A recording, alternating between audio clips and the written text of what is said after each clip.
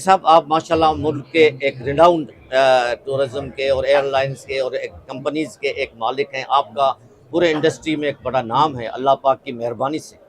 आप हमारे नाजरीन को ये बताएं, ये जो international tourism exhibition expo centre Karachi में, इनके मेन ऑब्जेक्ट्स क्या हैं? पाकिस्तान इंडस्ट्री से टूरिज़म इंडस्ट्री से तकरीबन 50 साल से वाबस्ता हूँ। पाकिस्तान में अल्लाह ने बहुत सी नियामतें दी हैं।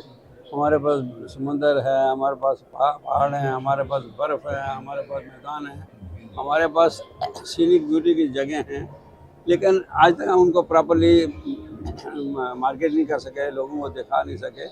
तो ये एक वाहिद मकसद था कि लोगों को इकट्ठा किया जाए और उनको बताया जाए कि हम पाकिस्तान को उजागर करें, पाकिस्तान को शोकेस करें, ताकि लोग वहाँ बाहर के लोग यहाँ आएँ और इस तरह से टूरिज़म बढ़े और इनसे हमारे मुल्क की खुशहाली आएगी और पाकिस्तान का नाम रोशन होगा।